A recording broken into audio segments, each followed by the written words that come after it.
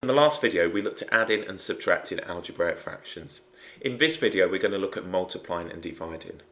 As with numeric fractions, we don't need to have a common denominator when we're multiplying or dividing fractions. So let's start off with multiplication. So if we had two basic numeric fractions, let's say 1 over 3 multiplied by 2 over 7. We can see there are no common factors, so we'd multiply the numerators, which would give me 2, and we'd multiply the denominators, which would give me 21. So if we've got no common factors, multiply the numerators, multiply the denominators. If we had, for example, now 1 over 3 multiplied by 6 over 7, we can see now that 3 will go into 6 twice. So we could now divide through. So we'd have 1 over 1 multiplied by 2 over 7. We'd multiply the numerators and multiply the denominators. Whenever we're multiplying fractions, we look to cancel first. So go ahead and try and cancel. So for example, if we had 1 over 42 multiplied now by 7 over 10, multiplied now, let's go for 6 over 2, and then let's say we multiply this by 20 over 1. Now at this stage, if I just simply multiply the numerators, I'm going to end up with something huge. But let's look at the cancelling that we could do. Now, if I take 6 and 7, 6 times by 7 is going to be 42. So I can cancel these ones right here and just replace them with 1. We're not going to replace them with 0, we're dividing. Quite clearly we can't actually have 0 in the denominator, so all of these are going to become 1. 6 times by 7. Now, 10 times by 2 is 20. The 20 will cancel now with the 20 there. And all we're left with is 1 times 1 times 1 times 1 over exactly the same. And this is equal to 1. We don't want to go ahead and multiply now the numerators and then the denominators and look to cancel, especially if we're dealing with algebraic fractions. When we're multiplying, we can either cancel vertically or diagonally. So for example, if I had now 5 over 10 multiplied by 1 over, let's say, 15, at this stage, I could either cancel this way with the 5 and the 15 or vertically. We don't cancel across, so on this one I could say that this was going to be 1 over 2 times by 1 over 15. Alternatively, what I could have done, and quite clearly that's going to give us 1 over 30, I could have cancelled this way and said this is going to be now the 1 over 10 multiplied now by cancelling the 5 and the 15, 1 over 3. Both of these are going to give us 1 over 30. So either way round, we can cancel vertically or diagonally. It's a case now, generally, what's going to work out easiest for us. So let's go ahead and look at multiplying some basic algebraic fractions. Let's say we've got the quantity x minus 1 divided by 4, and we're going to multiply this now by x over 3. We can see there are no common factors. So all we need to do is multiply the numerator, which will give me x, multiplied by x minus 1, and multiply the denominator. 4 times by 3 is 12. So that's a single fraction in its simplest form. In a later unit, you will look at partial fractions, and partial fractions undo that process. Okay, let's just look at something that I think needs addressing before we move on. If we have now x plus 4, and then we have this over now, let's say 2x plus 4, and we want to now multiply this by, let's say, 2 over x. A common error sometimes is now for the 4 to be cancelled. We can't do this. If there's an additional subtraction sign, we take this as a factor. This is a linear factor. So if you like, bracket it off. But whatever you do, don't go ahead and just cancel these 4s. So for example, if we said now that x was equal to 1, if we look now at the value of the numerator, well, that's going to be equal to 5. If we look at the value of the denominator, that's going to be equal to 6. Now, if I cancel these off, what we've actually got is 1 over 2. These are not the same fraction. Therefore, we'd have to treat these as entire linear factors of x plus 4. That's the quantity x plus 4. And then now with this one right here, we could write it as the quantity 2 lots of x plus 4, or we could write it as 2x plus 2. And that's something that we could do. Now, when I do that, what I can do is when I go ahead and multiply, I can see now I've got a common factor of 2. They can disappear, so we'd have x plus 4 over x multiplied by x plus 2. So just be aware of that. It is a mistake that's sometimes made. Okay, let's go ahead and look at another example. Now, in terms of cancelling off, this next one is going to be quite a good reason for us to cancel before we multiply. So let's take now the linear factor of x minus 1 over now 6, and we'll multiply this, let's say, by 12, and let's say we've got now x plus, let's go for x plus 2, over now x, and we'll have x minus 1 all squared. Okay, now what I'm going to do is really split this up. I don't think you should do this every time, but it might help your understanding if you're not initially comfortable with this. So what we've got here now is the following, and I can see I've got 6 and 12. So I'm going to write this as x minus 1 over 6. We could break this down as a product of prime factors. Then here we've got 12, which is going to be 6 times by 2, multiplied by x plus 2. And then we got this over x minus 1 all squared. Well, x minus 1 all squared is x minus 1, x minus 1. So hopefully you can see now what's going to cancel off. We can either cancel vertically or diagonally. X minus 1, x minus 1. 6 and 6. So what we're left with now is the following. We've just got 1 here. This is just 1 over 1, which is 1. Times by now 2 lots of x plus 2 over x minus 1. So we can see now that our final answer is going to be 2 lots of x plus 2 over now x minus 1. So that's really splitting up. Quite clearly this is not practical, especially if we had now on here, say this was x minus 1 to the 10th and this was x minus 1 to the 9th. We would simply use the rules of indices. So if we had 9 and 10, we would subtract the powers. But that hopefully gives you some idea on why now this works. So we've written these now as linear factors, we've cancelled off as much as we can, and then we've gone ahead and multiplied. Okay, let's look at another example. Let's go for, let's say, x squared minus x minus 6, and we'll put this now over, let's go for 2x, and we'll multiply this now, let's go for 4x squared, and then we'll put this now over, let's go for x squared plus now x, and then we'll have minus 12. So I can see the 2 and the 4 are going to cancel. I can see x squared and x are going to cancel. X squared over x is x. The first thing I'm going to do is look to factor though these quadratics.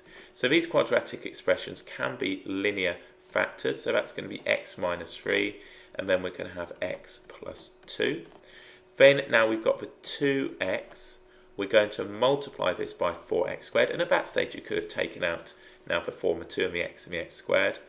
This one is going to factor, and that's going to be x plus 4, and then we can have x minus 3.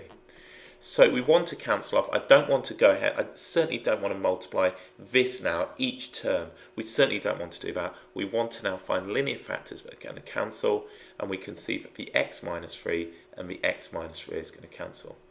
The 2 will cancel with the 4, giving me 2, and now the x will cancel with the x squared. So all I'm doing is taking a power off.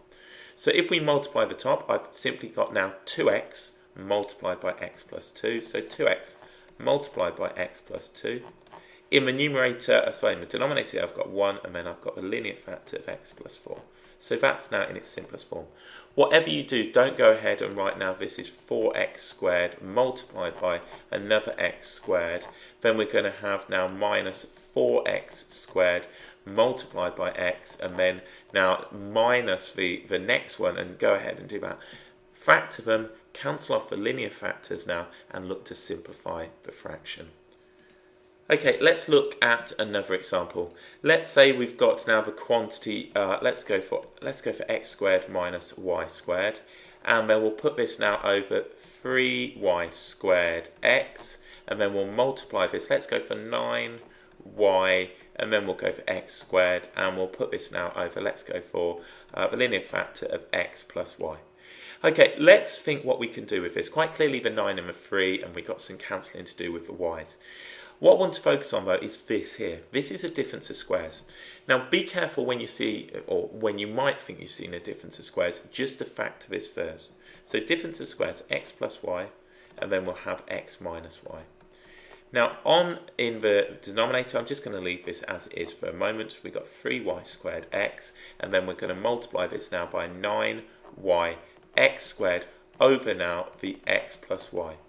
So let's look what we can cancel. Well, we've got now a linear factor. By writing this as a difference of squares, the x plus y's are going to cancel. We can see the 3 will cancel with the 9 to give me 3. We've got now the y squared. The squared is going to cancel with a single power. We've got now the x squared, which will cancel with the x. So what does that leave me? That leaves me now in the numerator. I've got x minus y, 3 and x. So we could write this as 3x, x minus y. And in the denominator now, I've got y and then I've got 1. So we're just simply left now with the following.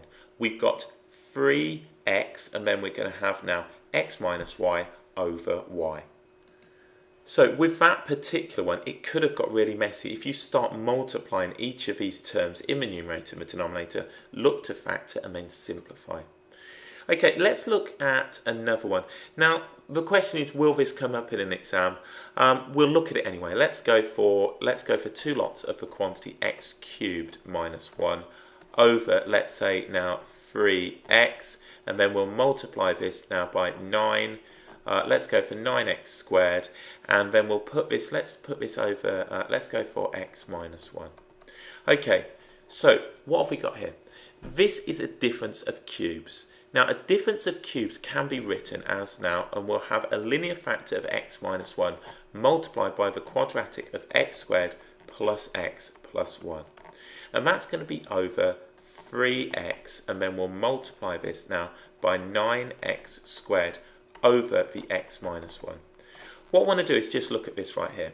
If we look at this here, we've got x minus 1, that's a linear factor, multiplied by the quadratic of x squared plus x plus 1. This is a result that you might know or might not know. If you don't know it, it's worth learning, especially if you go further on with your maths. So if we multiply this out, we've got x cubed, then we've got plus x squared, then we've got plus x. So all I've done now is multiply by the x squared, and the x and the 1. Then if we go now minus 1 times by x squared, minus 1 times by x, and minus 1 times by 1, we can see that this plus x squared will cancel with the minus x squared, the plus x will cancel with the minus x, and we're simply now left with x cubed minus 1. And that's called the difference of cubes. So would you get this in an exam? I've seen it before, so it's something to be aware of. So let's go ahead and cancel from here. So the x minus 1 can disappear with the x minus 1. We've got an x with an x squared, and we've got now the 3 with the 9. So that's going to give me 3. So what am I left with? I'm left now with 2 times by 3 times by x. So let's write 2 times by, in fact, let's just write it straight out. Let's just do 6. So we got 6x. Let's do that. So we got now 6x multiplied by the quantity x squared plus x plus 1 all over now this value here, which is going to be 1. So we could just write it now as 6x multiplied by the quantity x squared plus x plus 1. So my final answer would be now, in a single simplified fraction, it would just be that. And from the start, that wasn't too obvious. I think the take-home message is to look out for these potentially tricky ones. So you're looking at hidden factors. Let's look at another example that might fall into a similar category. Let's say we've got now 1 minus x, and let's divide that now by 4. And then we'll multiply this by 2 over, and let's go for x squared. Let's do x squared plus x minus 2. Okay, let's look at just doing a bit of factoring right here. So let's just write 1 minus x over 4. We can see the 4 and the 2 are going to cancel. And then if we factor this, what's that going to give me? X plus 2. And then we're going to have now x minus 1. Now, let's just look at this right here. I could factor a minus 1 out of this, and we could have minus the quantity x minus 1 over 4 multiplied by 2 over now the x plus 2 multiplied by the x minus 1. So these factors don't look the same, but as soon as I factor a minus out, they are essentially the same. So at this stage we can go ahead and just cancel off. So let's cancel off. Let's cancel now the x minus 1 with the x minus 1. We'll cancel the 4 and the 2. That'll leave me just 1, and that'll leave me 2. So what we'll have now, if we just write this out, we'll have now minus, and let's get the white pen, easier to see. We'll have now minus 1 in the numerator, and then we'll have 2 lots of x plus 2 in the denominator. So just be aware that that is also, it's a slight quirk, but it's something that you should look out for, especially if the question seems to have more marks than you think it is worth. Okay, let's go on to look at dividing fractions. We'll start off with some numeric values. So let's say we got 2 over 5, and then we're dividing now by, let's say, 1 over 3. What we do when we're dividing these fractions is invert the second fraction and multiply. So the equivalent statement now is 2 over 5 multiplied by 3 over 1. At this stage, we look to cancel. So if we have common factors at this stage, we cancel. So invert the fraction. If you want, you can factor it at that stage, you can factor it beforehand, but at this stage we would look to cancel. Can't cancel anything, so we carry out multiplication as before, and we end up now with 6 over 5. So if we look now, one common error now is if I had, let's go back slightly on this one, 2/5 divided now by 5 over, let's say 5 over 7. Some pupils say, well, we can just cancel off there, put that as 1, and then we'll end up turning this over and then doing that. That is not the case. These are not common factors. As when we switch it over, we got 2 over 5 multiplied now by 7 over 5, which quite clearly is going to give us 14 over 25. So the idea now when you're dividing fractions is to invert the second fraction and look to cancel off at that stage. You can certainly factor, but don't go ahead cancelling off. Now, that said, if we had, for example, 1 over 10 divided now by, let's say, 3 over 20, you can at this stage look to cancel with a 10 and a 20. So we could write this as 1 over 1 divided by 3 over 2.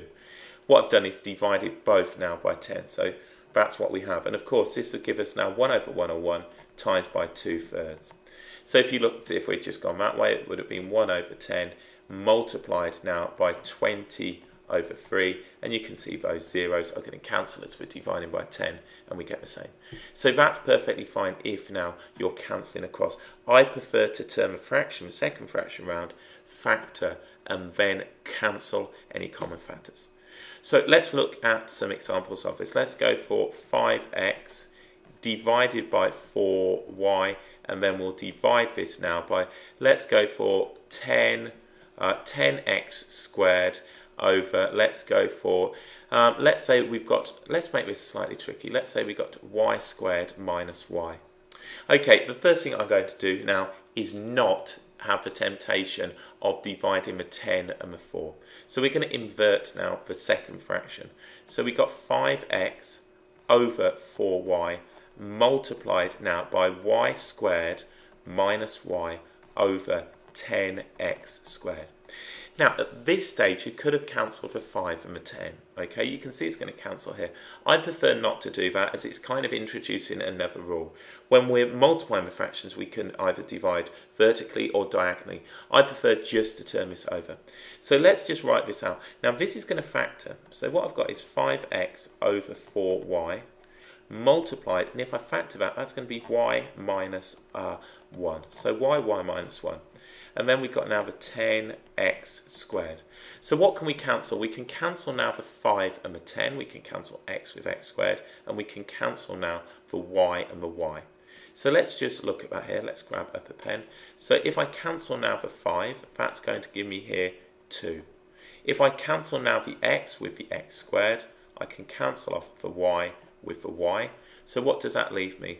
That leaves me now 1 over 4 multiplied now by y, and then we're going to have now y minus 1 over 2x. So we end up now with y minus 1 over now 8x, and that's now in its simplest form. So if you're asked for a single fraction, fully simplified, that's what we have. So do be careful. If you want, you can cancel at this stage, so you can look for the 5 and the 10, and here you can factor the y and cancel. I prefer to now invert the fraction, factor, and then just see this as a multiplication problem. Okay, let's look at another one. Let's go for something slightly different. Let's say we've got x squared plus x. Let's go for minus 42, and then this is all going to be over now. Let's go for, let's have now x, and then x plus 7, and then we'll divide this now. Let's go for 2x minus 12, and then we'll put this now over 3xy. Okay. What I'm going to do is lots of factoring. So in now the numerator, we've got x plus 7 multiplied by x minus 6. Okay, and then in the denominator, we've got the x, and then we've got the x plus 7. So we can see the x plus 7s are going to cancel. If I turn this fraction round and do a bit of factoring, we've got 3xy over, and I can factor this now to 2, the quantity x minus 6. So all I've done is inverted the second fraction. We're going to multiply, but we can see now with a bit of factoring, we can write this as 2 lots of x minus 6. So what cancels? Well, we can cancel now vertically, x plus 7. I can cancel the x with the x, and I can also cancel the x minus 6 with the x minus 6. So what we end up with now is this is just 1. Then we've got 1 at times by now, 3y over 2. So our final answer is just simply going to be now 3y over 2. So let's just write that here, 3y over 2, and that's now in its simplest form. So what looked to be a bit of a mess has turned out to be perfectly fine. With a lot of factoring, we've inverted the second fraction, and then we've dealt with it. Okay, so that's how we can deal with these. Now, these won't always be in this form. So let's have a look at another example. Let's say we've got, let's go for x over y, and then we'll subtract away from this now y over x, and then this will all be over now. Let's say we've got 1 over y minus 1 over x.